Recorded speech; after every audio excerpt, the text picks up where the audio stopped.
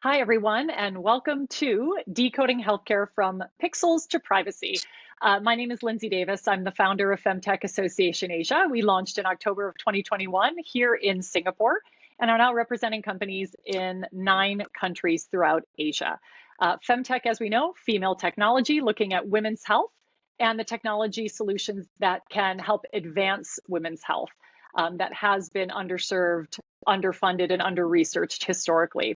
So it's really exciting to be on this call today because we have amazing panelists who are going to be discussing how their technology and the technology their companies are providing is really advancing healthcare in general, and moreover, how it touches on women's health. So I'd love to thank our audience for joining us. I'd love to thank our panelists, Andy, Maria, and Evelyn. I'd like to thank the Jessica Company, who is our media partner. And thank you to Steph behind the scenes, who no one will see today, but I would like to give credit for setting all of this up. And then finally, a big thanks, and the biggest thanks, to our co-event lead, who is Women in Web3 Hong Kong. So Melissa, I'm going to hand over to you now to moderate today's session. And thank you, everyone. And please jump on LinkedIn to learn more about FemTech Association Asia. Thank you so much, Lindsay, for that really good introduction. Hi to everybody who's tuning in. I'm Melissa, one of the co-founders of Women in Web3 Hong Kong. As an introduction, we have Andy here, Evelyn, and Maria. For Women in Web3 Hong Kong, who we are founders who are comprised of different themes in Web3. We've worked in different companies and uh, different parts of what Web3 is, and we've come together to bring more education and influence for women in Web3 Hong Kong. We regularly host events in person, and this is actually our first online panel discussion as of this year.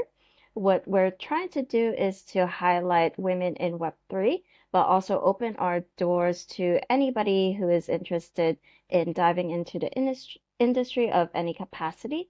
They're welcome to join any of our events to mingle with us and learn about our industry. Now I'll move forward to introductions for everybody. Let's start with Maria. Maria, could you provide us with a really quick introduction? Sure, thanks so much for having me. My name is Maria. I'm the co-founder and CEO of Hati Health. I'm based in Manila in the Philippines for the past about 9 years. So Hati Health is a platform that creates a network for women's healthcare services. We collect a network of different clinics and other providers to provide telehealth and in-clinic services from anything from menstrual health all the way to menopause. We also have built the Hati bot, which is an AI-powered chatbot that provides care navigation, symptom checking, and also triaging patients to different options and services. Really looking forward to this discussion. Thanks for having me. Thank you so much, Maria, for your introduction. And next we'll go for Evelyn. Evelyn, the floor is yours. Hi, everybody. My name's Evelyn. I'm located in Singapore, but was previously in Indonesia, and by that I mean I'm Indonesian. I'm a PhD candidate at the National University of Singapore, working out of the Department of Biomedical Engineering and the School of Public Health on artificial intelligence and electronics. And I founded a company on the side that provides AI consultancy and powered solutions for medical companies, researchers, providers, clinicians. So we're more of a service agency than anything else. We work with a lot of startups, hospitals, clinicians, researchers to develop software solutions for a lot of what they need and firmware and electronic solutions as well. A lot of them, as can be told, are AI powered. So we do provide a level of AI consultancy as well. Since my own PhD is in artificial intelligence, that kind of helps.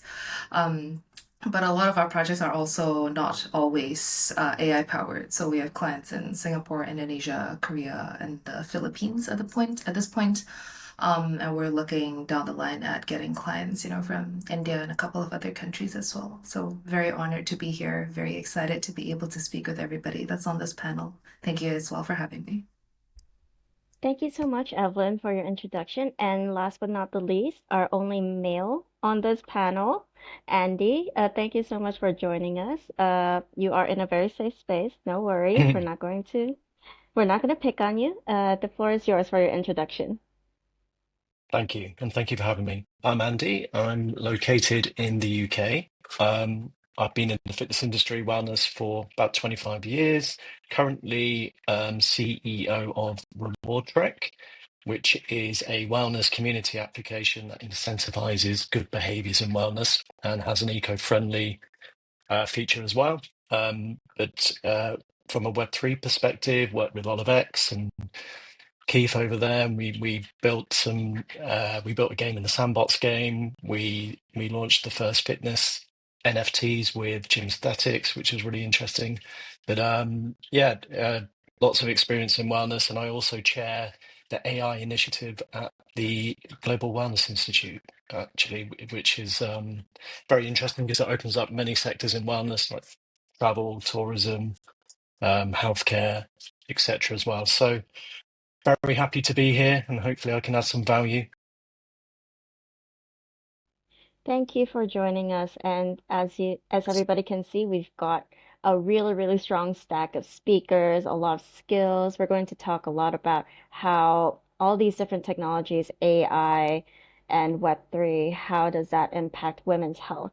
As everybody knows, women's health is seriously under-researched, and currently we're still looking at what are the different solutions that can better cater to this particular market.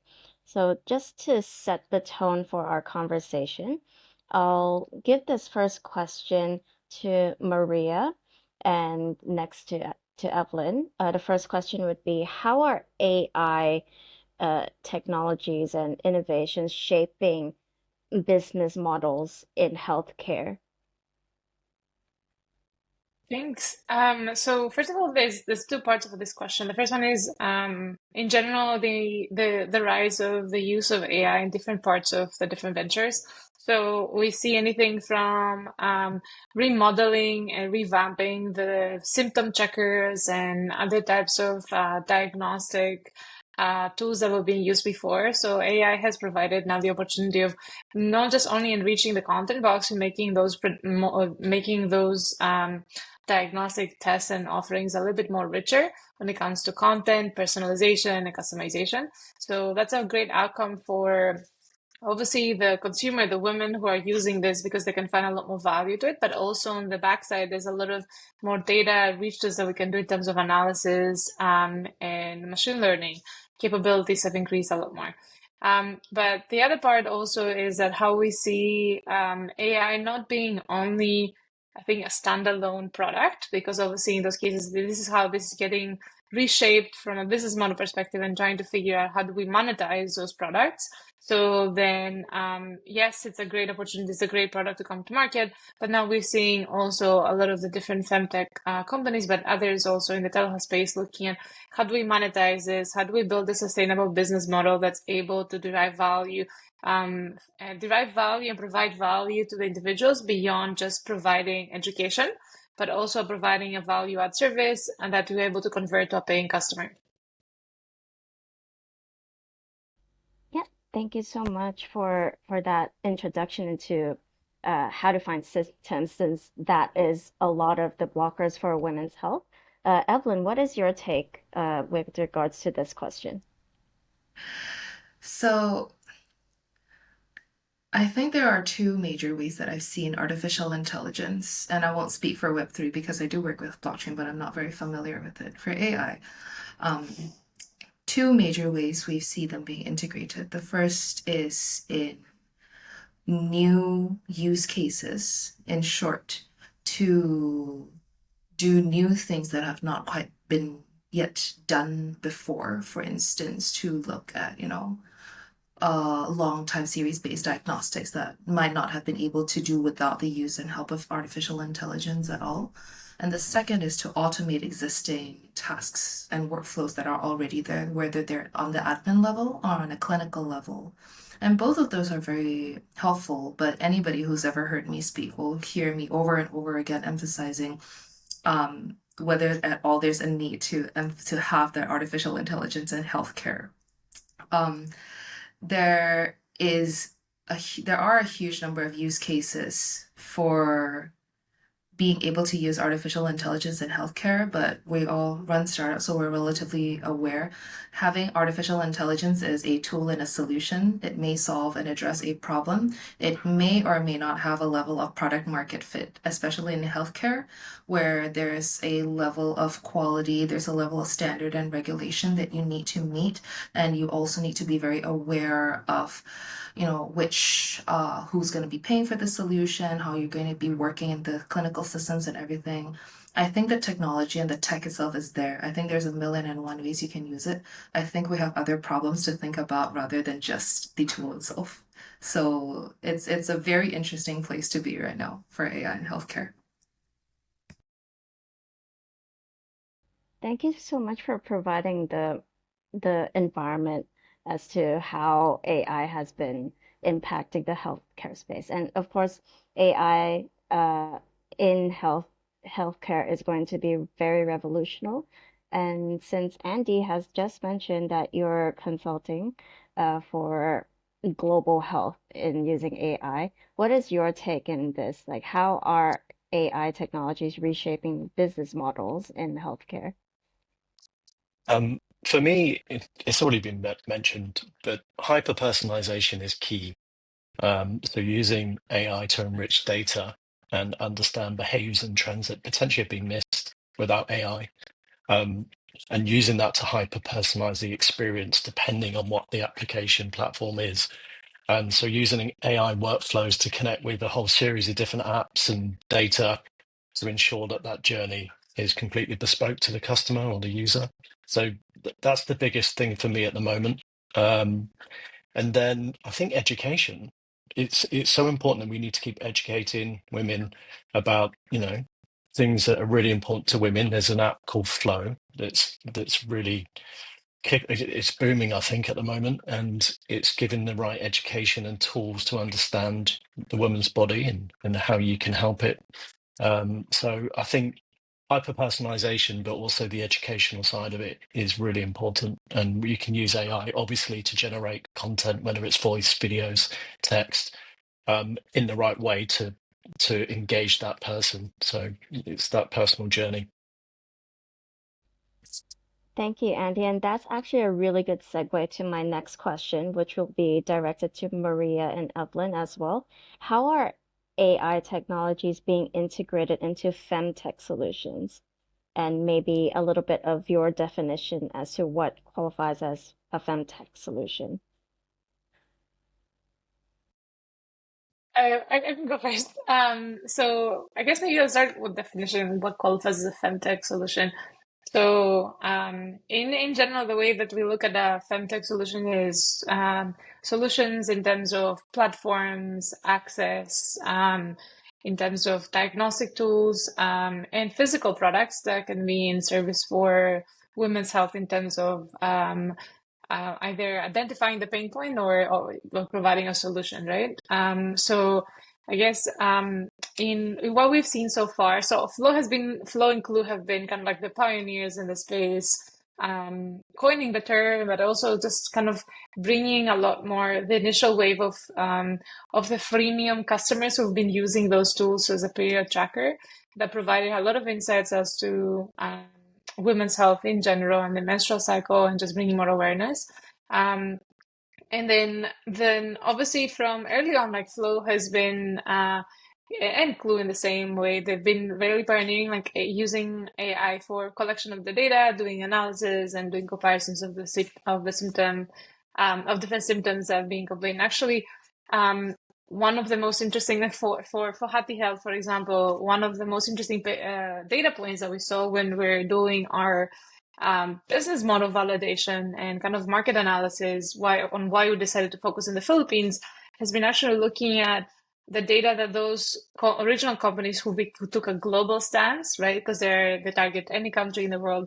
And they looked at the Philippines and they saw, there's a lot of prevalence of certain symptoms and there's gaps in the market. So that actually was our jump off point and said, okay, then if they've gone really wide, then we need to go a bit more narrow and provide the in-market solutions.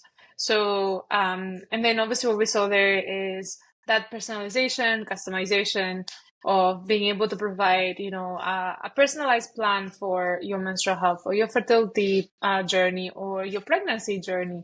And a lot of those things are very much needed. So the way we use AI, for example, would be both on the Hati bot that uses components of AI, but also is using our own proprietary data sources and medical sources that we've our own vetted, then creating that personalization and that history and memory of the conversation with the customer. Then we use it a lot for content enrichment, also for the way that we are providing and describing the different symptoms. So you can see there's both efficiencies, right, that AI can be used for, but there's also a lot of things when it comes to creation of new products and curation of new products in the FemTech space. Yeah, thank you. And Evelyn, what is your take on this? So I pretty much am in full agreement with Maria in regards to how she defines femtech solutions. And Lindsay, I've also learned a lot from Lindsay about the femtech space. She's taught me a lot about it. In effect, where femtech is about providing a space for women to be seen to tackle these problems that have not been addressed in the wake of all of the research and all of the work that has been done for healthcare as in general, but not specifically for women, is effectively what I consider femtech to be. I can't exactly elaborate on any of our current femtech solutions because all of my projects are under NDA. But my PI, for instance, is one of the founding members of FathomX in Singapore, which works on radiology related artificial intelligence, so computer vision based diagnostics for women's health is the aim for all FathomX. So they've gotten quite a solid amount of funding, and that's really the biggest example that I have off the top of my head. Obviously, AI is being integrated into every other aspect of femtech solutioning. As Maria has mentioned, I don't have anything else to add to it. She covered it very, very comprehensively, and I would just be repeating myself if I did. Yeah, no worries. I think we have a lot of commonalities in terms Yeah. of how we view AI into business solutions, let alone for health tech. We talked a lot about personalization and how consumers have been receptive to that kind of service provided through tech. My next question would be directed first to Andy and back to Evelyn and Maria to provide your insights as a founder of a femtech solution. What are the trends you are seeing in consumer behavior towards digital health solutions so far? I think the trends haven't really changed a massive amount over the last few years. And obviously, we had a bit of a boom in the Web3 boom a few years back where we saw the likes of StepN and StepApp and some incentivization platforms to try and drive more activity and reward. And I think we'll probably be seeing a few more of those come around again, but some more credible use cases that are using utility in the correct way. So rather than incentivizing activity through cash and coins, it's more utilizing rewards and experiences and services that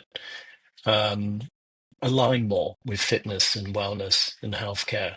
So I think incentivization is probably a subject that we'll discuss more, and it's something that we do at Rewardtrek, where we actually use AI to enrich the data that we have to ensure that rewards are relevant to the user. So, for example, the 80-90% of the population that find it very hard to motivate themselves to exercise, they probably aren't motivated by fitness rewards or wellness rewards, because otherwise they'd be doing it. So we have to find rewards and incentivizations that relate to that person. It could be technology, it could be another experience, it could even be, you know, my KFC voucher for the week is my reward. It could be anything, but it has to align with me and it has to motivate me. So I think incentivization is really key. And it's the same with FemTech. You know, what motivates a woman over a man? We have to think about that personalization for the rewarding incentivization side of it. So yeah, for me, I think incentivization platforms and apps are coming back around, and we'll see some more examples soon. Yeah, thank you for that insight. And Evelyn, would you like to contribute Yeah. here? Yeah, it's actually really incredible being able to hear from Andy, obviously, sort of from a more business and consumer-centric side of things. So I'm more focused on a lot of the technical aspects of things. There's a huge demand, right, from not from consumers necessarily. For me, the clients tend to be, startup owners, innovators, and researchers. So there's a huge demand in incorporating these AI solutions. I'm not always in touch with what the end users are interested in. It seems to me, for the most part, that there's a peripheral amount of interest in things being artificial intelligence driven. And they're like, okay, yeah, this is cool. And they might trust it for some things that are more geared towards healthcare and wellness, nutrition plans, exercise plans, personalization, and the like. But there's always a level of distrust when it comes to more clinical or medical solutions. Especially given how there are obviously news going around, given things like hallucination for LLM models and other lack of clarity and lack of contextualization for a lot of artificial intelligence because we have yet to successfully implement them in a lot of situations, whatever success really means for the individual. And so it's been really interesting being able to hear about this from Andy. Maria, what are your thoughts?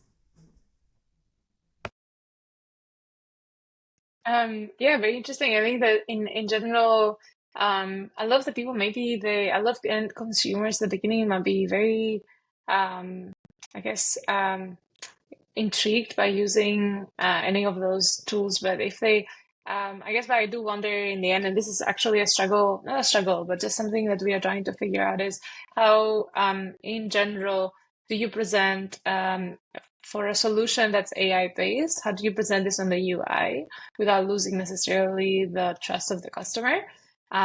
Where they do want to feel like they're speaking to a doctor, but this is not also a medical device, right? And you don't want to put all those random disclaimers to ruin the experience. So I guess it's a very interesting challenge as to how certain things are implemented. What is the responsible way of disclosing that something is created or customized or personalized through an AI offering? And how much do really consumers really care about it versus they like the experience or they want to ask questions? I think this is for us, for example, is something that we've been experiencing and we've been redesigning multiple times the way that our chatbot is presented. And we still haven't figured out what is the right way to do it. And also, I guess maybe, and actually, Andy, this is interesting because this is very different in emerging markets versus in a more educated market where maybe, ChatGPT, someone is using it for their homework every day. So they're used to a different environment versus, we're in a different market. So these are actually some things that we are interested about and trying to figure out what is the best way to do it. And it will be very interesting use case or kind of like a case study for UI UX, right? At some point to try to figure it out. I have a question actually briefly for Maria and Andy following up on the UI UX since you brought it up, Maria. Was there anything that was surprising to you when you were deploying the chatbots in terms of updating your UI UX for incorporating AI solutions? What was surprising to Maria and Andy? Maria first. I was gonna say I have to go first because I have to think about it. This is a lot, but I think so I guess maybe for us in the market, a lot of people assume that they didn't understand. And this is our problem about UI. They didn't understand this was a chatbot. They were expecting that someone else is typing. And they were surprised about the fact that it was reacting fast and they had empathy and it was consistently having like a specific persona. And the use of emojis, because we use this a lot, is part of its identity. And the second thing was that we still have not figured out is also how like the we haven't figured out the right funnel for converting some of those customers who are going on the chat, at which point they're intrigued about necessarily paying for this and monetizing the specific model. And this is something that we're still trying to figure out. And because we've tried different ways of doing it. For example, token-based system. So in the same way you have like on ChatGPT, right, that you count the tokens, and then at some point this is no longer free, or there's like a milestone that you have to hit. So we've tried that from a UX perspective. It hasn't fully worked. So we're still trying different things. I'll just How about jump you, in. Andy? Yeah, from a commercial perspective, I think it's important that you have trusted partners, and you have to have that credibility. People need to trust you. So you have to be very careful with who you partner with, and obviously your marketing campaigns are a big part of that. So when you're thinking about user experience, it's all about trust and credibility. And quite often with new things, it's about education. So there has to be a lot of thought leadership. You have to come across as a thought leader in that sector. So I would suggest putting time into the educational side of it, and using key members of your teams and partners to speak and do things like this, panels, and become that thought leader in the space, because we're very early days still. In 5 years' time, everyone's going to be doing it, but someone has to lead the way, and that trust and credibility has to be built now. So it's not easy, but I would suggest that thought leadership and education is a big part of that. Thank you so much, Evelyn, for bringing about that question. Did you want to add on to that yourself as well? No, I was effectively just going to pass it back to you. Thank you, Andy, and Maria, for answering the question. I was just curious. Thank you. Sorry for hijacking the questions. No, no, no. This is good. Actually, that was one of the questions that we had in mind for this kind of conversation, because we're lucky enough that we have everybody from different points of view in the same panel discussion. We've got the more commercial go-to-market, how do you reach the end user type of conversations that we could have, and then you have the more technical side of things, and being a person who might be an end user, how would you be able to communicate and reach that gap and fulfill those needs? On the same vein, I hear a lot about the potential barriers that femtech solutions or health tech solutions have in terms of getting more users in and getting enough feedback so that you can further improve on the tool. I hear the barriers, but in your opinion, in terms of accessibility and user friendliness, on the healthcare provider side, what can they do better so that these digital solutions can better uh, develop and serve their purpose for our sphere? Maybe I'll pass that back to Evelyn and then Maria and Andy. Okay, because I do work very closely with clinicians, and there is a lot to say about this space. I think the first thing is that as pushers of products, we do have to acknowledge a couple of things very cleanly, very simply. Number one is the fact that a lot of healthcare providers and a lot of systems and solutions are seriously overwhelmed. Number two is that incorporating new technologies, insofar there was a piece of research that came out, has actually caused more disruption and more increase in cost to clinical workflows more than anything else. Yes, of course, it helps with a level of, improvement, advancement, dependency, but the truth of it is disruptive, and we have to acknowledge it. Those two are seriously and incredibly important in having, I think, that level of empathy and the conversations with clinical providers who would be potentially willing to adopt this solution, because they do want to provide the best that they can for the patients that they serve and the population that they serve. Acknowledging these failings of implementing new technological solutions is important in getting them to come on board in being our partners and supporting with us. It doesn't make sense for us to hide and say and be like, no, this isn't going to do anything. No, this is going to do everything. having them as a not a promoter, what's that term? An advocate, an ally for our work, acknowledging that it does come with limitations, but that we're willing to work with them and adjust for it is imperative to making sure a lot of this gets adopted. Obviously, health tech in and of itself is facing that. FemTech faces an even more complicated and complex landscape to work with, right? Like just I don't know how obvious it is. It's quite obvious to me that every time you bring up the words femtech in a lot of generalized discussion, for instance, or women-related tech or women-related advancements, there's a sort of tension in the room because it is a politically loaded topic and situation.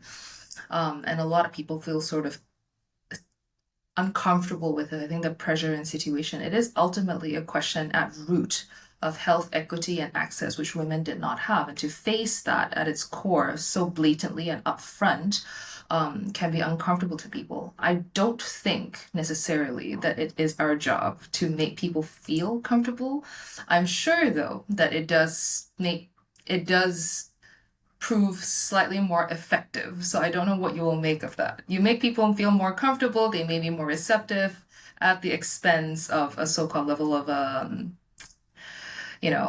dignity, which I think that's a very difficult space to be in. And for the most part, I think that's a difficult situation for women to navigate at large. And this is one of those situations where I would love for Lindsay to chime in as well, actually. She has so much to say about this, and I'll always want to hear more about what she has to say about this, but I will pass it off to Andy and Maria instead.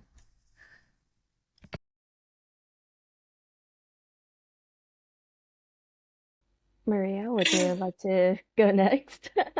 I can go next. I think for Hati Health, for example, in this case, I was just gonna take this approach is that we wanted to make sure that femtech is not considered a disruptor of the healthcare system, so then we doesn't feel like we are antagonizing or we are pointing fingers at doctors or anything like that, but actually just trying to figure out. Yeah, I think in the same case like Evelyn, just trying to make sure that we are actually productizing an experience. So our offering has always focused on trying to figure out the limitation of the doctor is that obviously they're not going to be able to go out and do community work in terms of creating awareness and making sure that they explain as to why you have to do certain routine checkups. I mean, their reach is limited. So then the way that we were coming in would be how do we amplify that voice and then providing the platform for people to get that awareness and education and then providing the right solution by productizing that experience and hand-holding people throughout. So no femtech solution probably is not yet replacing necessarily the doctor, but it's trying to amplify their work and for people to find like the most reliable and then caring, compassionate healthcare professional who's going to be able to correspond to their needs. I just want to bring an example. We do a lot of engagements with a lot of our customers who are employers.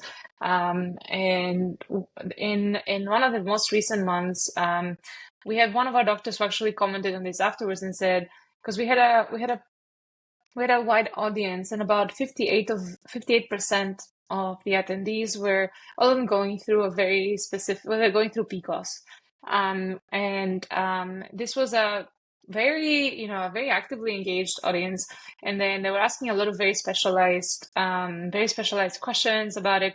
And then I think after the call, when we finished and we asked our OBGYN who was delivering the talk, how did you feel about the session? So it was like, I've never seen a more engaging audience for this because truly this was a place where they felt they could ask all the questions. And all of them clearly felt like they had given up on their other professions of physicians and they were either trying to solve it out on their own. Right. So, and then this is something actually we talk about a lot with Lindsay and with Mike at the FemTech Association is like, why do women need to compile their own panel of doctors to try to figure out how to solve their own problems? So I guess this is where we're coming in together, where FemTech Solutions are trying to bring together that medical board of advisors to try to figure it out for you and bring it together.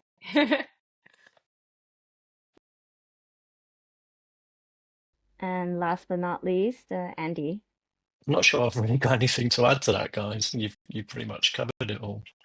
I think potentially just from the business side, from a healthcare provider side, they're a business at the end of the day, so we still have to think about business metrics that matter to them to ensure that these products and services are implemented in the right way. So having those short-term goals initially to show how it does affect the business, it will help them engage and embrace those products initially.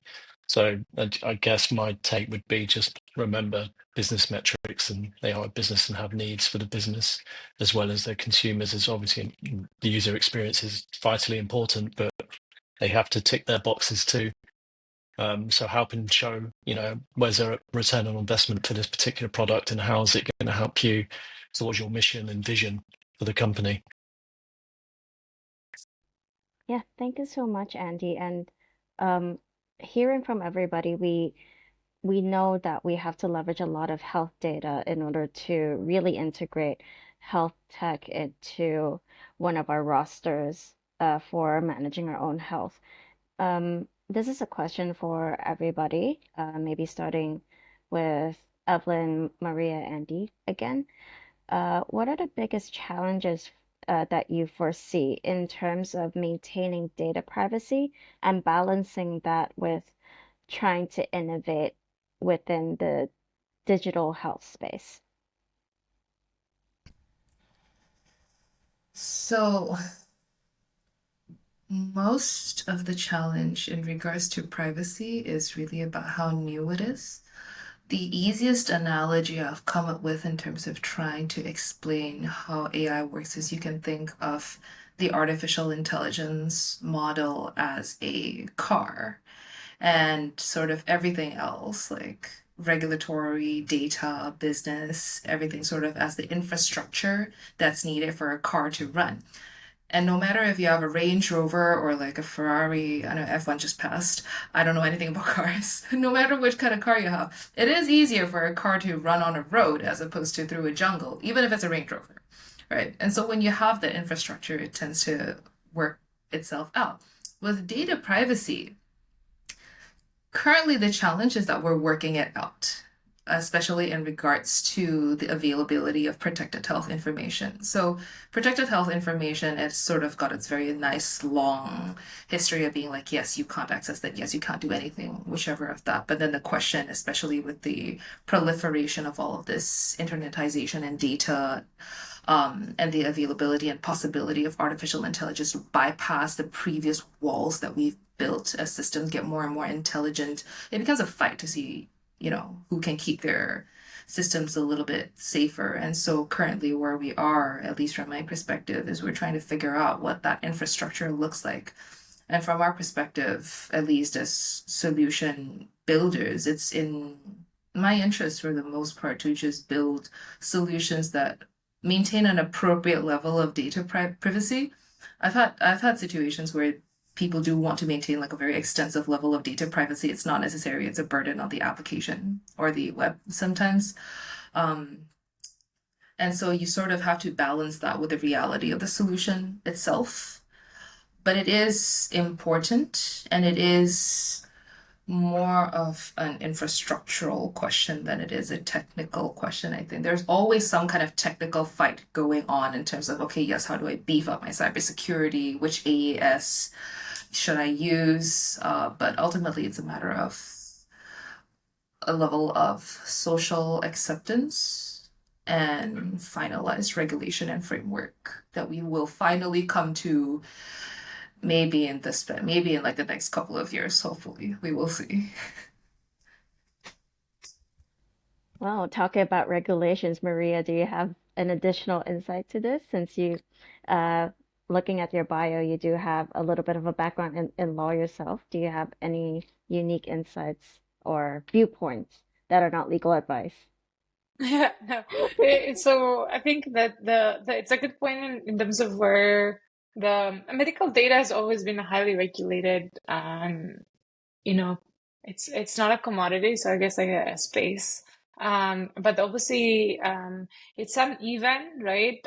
So you have HIPAA, which is extremely high standard, and then you have other jurisdictions that take in a very different approach. So I think it's uneven, and I think now with the implementation of AI, there's a lot of things are falling within the cracks potentially. There's a bit of a lax approach. I think it depends culturally how people are perceiving how sensitive they are with certain data that they're sharing.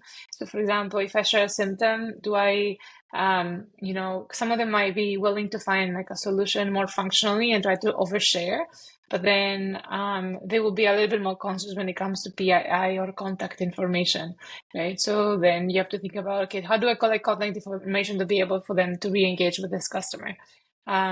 So from a data privacy perspective, then I think that this is a very evolving case as to how we become a little bit more conscious where we're sharing certain information, how from social media. For us, like the way we were looking is because we work with multiple partners also.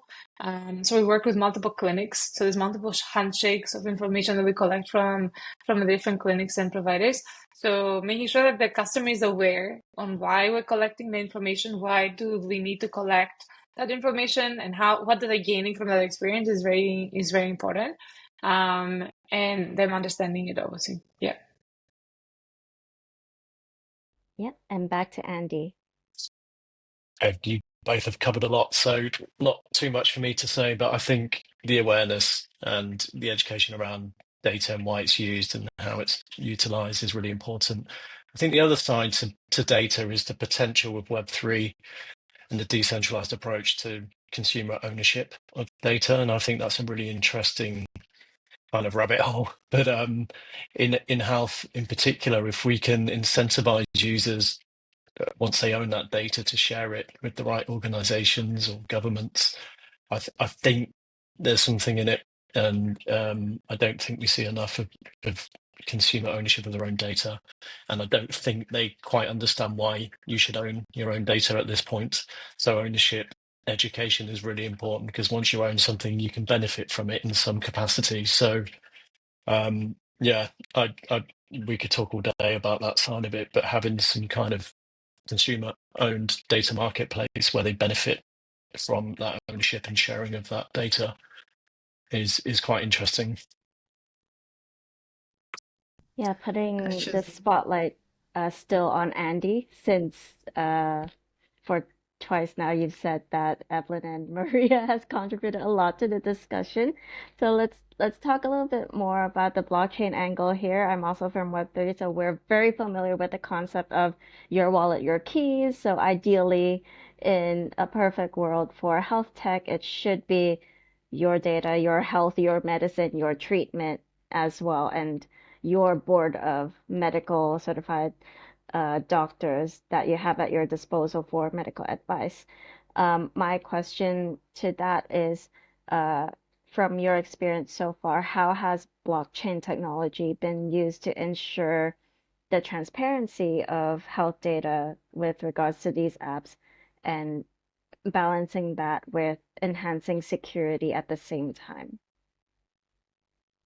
Well, I think blockchain and security go hand in hand. We know it's secure technology. I think there's some issues around blockchain still, where businesses and consumers still don't understand it, and there have been too many cases over the last few years where scammers and potentially businesses and people have abused it.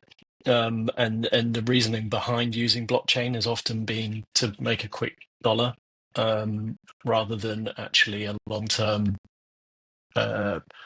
vision of bringing utility and I guess that decentralized ownership piece to blockchain, and that there's companies around the world that have utilized blockchain and they don't even talk about it. You know, the likes of Santander that have 75% of their infrastructure, IT infrastructure, is blockchain, but they don't talk about it. And I think that's really key for understanding the blockchain world. You shouldn't really talk about it. It's just another technology. It's like, you know, most people don't understand what goes on behind the scenes of the internet, but they use it. So we have to talk about the use cases and the benefits of blockchain rather than the technology. So when it comes to healthcare, securing data, owning data, sharing of data in a secure smart contract, that's great. But we have to talk about it in the right way. And also when it comes to incentivization, there's potential to use blockchain products like crypto and NFTs. But again, we shouldn't be talking about that. We need to talk about these products and services in a Web2 way that relates to everybody. And the experience should be very much like a Web2 experience. But we don't talk about Web2, Web3. We just need to talk about the benefits and how this is going to help you, and how this incentivizes, better behaviors within wellness and healthcare, and why I should embrace this new technology to help me on my journey. So yeah, blockchain's a really interesting one for me because I think there's so many benefits to blockchain, but the world has kind of been, I don't know, demotivated when it comes to blockchain because of everything that's happened over the last couple of years, and that education still needs to be there. But we need to see some really good use cases that benefit long term rather than just trying to make that quick buck. So, yeah, we need to share more of the Santanders and the other companies that have implemented it into healthcare. And I don't have any examples off the top of my head. I'm sure the other guys have, but yeah, that's my take on it. Yeah, thank you so much for that insight. Evelyn, did you have a question to Andy or Yeah. Maria? Yeah. I was curious because from how it was explained to me, we had that sort of wave of Web3 a couple years ago through COVID, right? And then effectively what happened was regulators came in and was like, okay, yes, this is super popular. And then financial regulations, healthcare regulations, we got to start working on them. And then because of all the regulations, everybody was just like, we got to pause, we got to stop. There's not really anything we can do moving forward. And so adoption of everything was very slow. But recently, what happened, funnily enough, in the middle of the AI wave, um, was then the first sets of regulations were finally finalized and completed.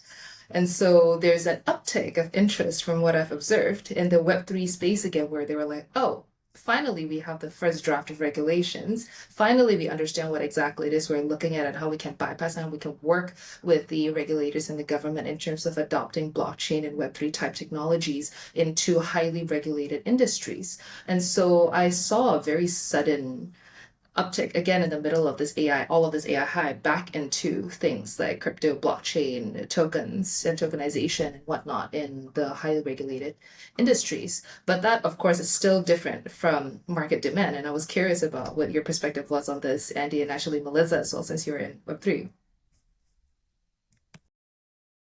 So I think Andy can answer this a little bit more better than Yeah, I I'll, am I'll because just I'm quickly, not in health tech. yeah, I'll just quickly.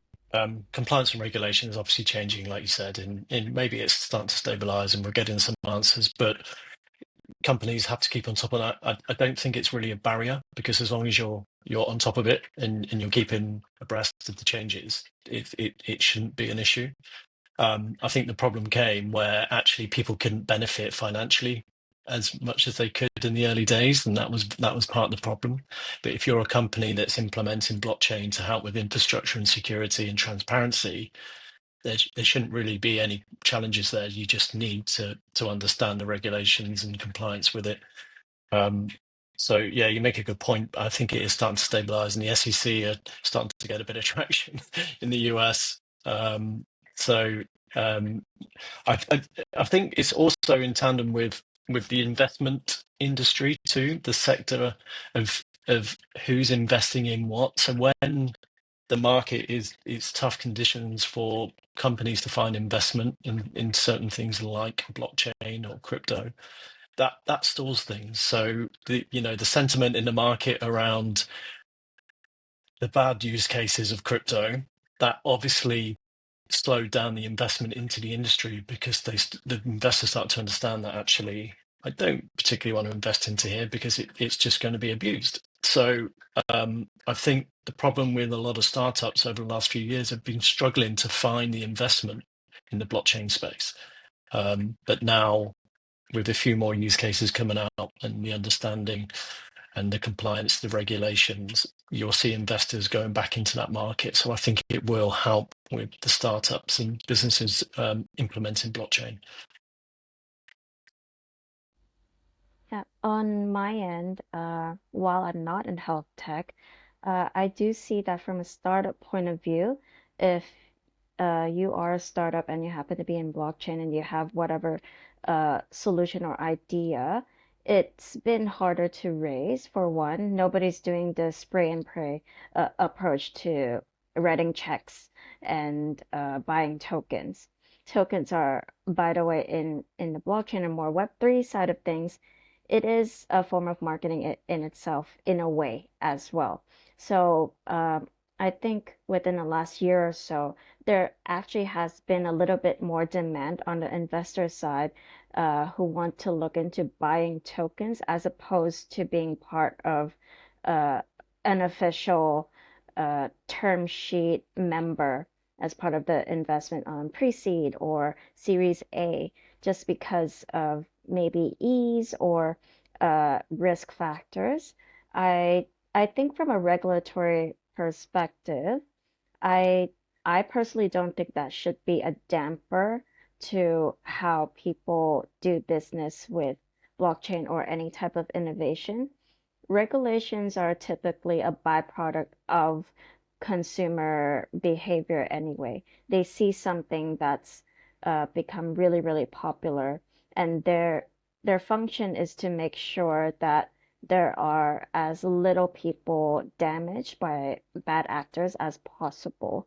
So I think in the last few years when Web3 kind of had a dip, and at the same time, there were regulators trying to legislate and uh, kind of do like a crackdown approach to things. It's more so the market did dip, and a lot of people were suffering losses, and at the same time, they've also been watching this trend. They're also learning about it and understanding it, and these were their findings from their perspective. It's their way of trying to answer this situation.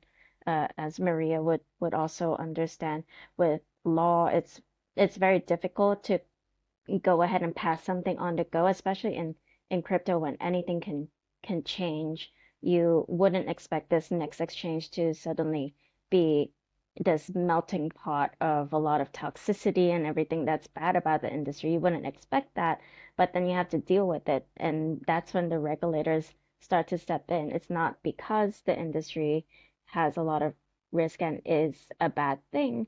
It's more so, okay, this is what has happened. How do we prevent ourselves from that happening again and going through this again so that innovation can continue to drive forward? And I imagine from an AI perspective, it is quite similar, especially when it regards to consent and ethical use of data. And to both ladies' points as well, how do we ensure that people know what their data is being used for, who's dealing with their data, and are they okay with uh, service providers collecting them in the first place?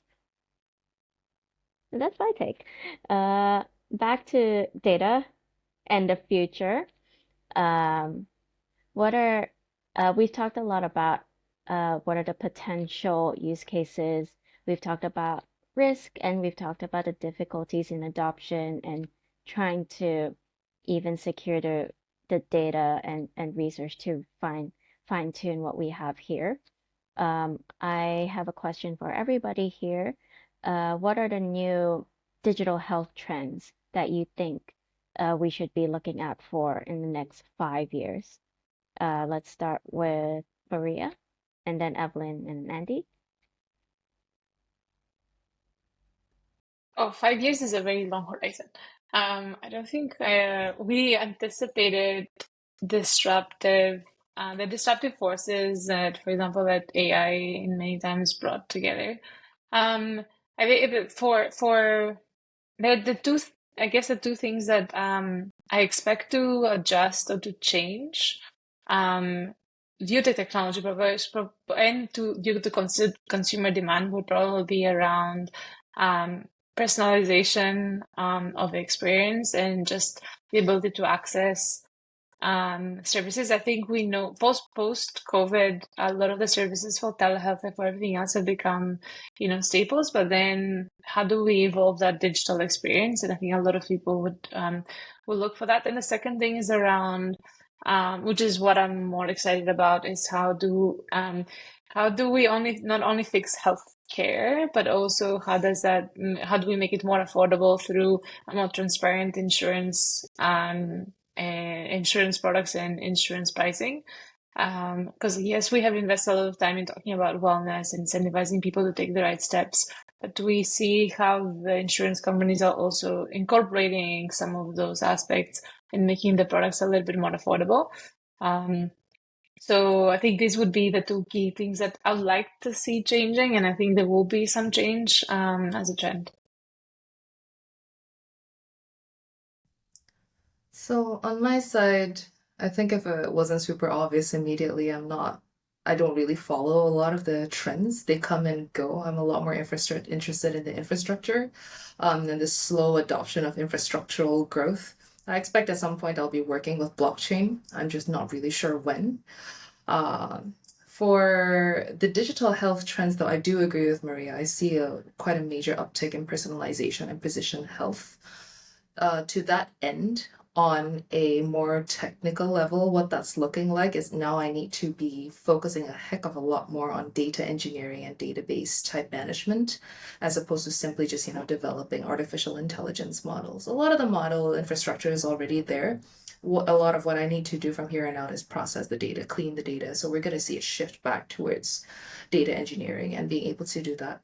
From there, you're going to see a lot of potentially things like federated learning popping up where you do hide data behind walls and then still figure out how to run localized models behind those walls and then combine the models together later on separately outside of that. And so we're starting to come up with systems where we can work with protected institutional data or protected individual data and then try to see whether or not that's doable moving forward, where we just are effectively training models based on models that are coming out from this information rather than on the information itself, which I always thought was interesting. Someone did mention to me at some point that we needed to be on the lookout for quantum computing for the sake of data management, but just because the data is getting so large.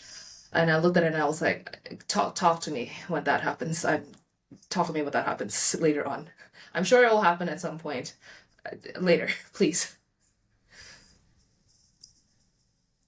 That's To quite Andy, interesting, please. actually.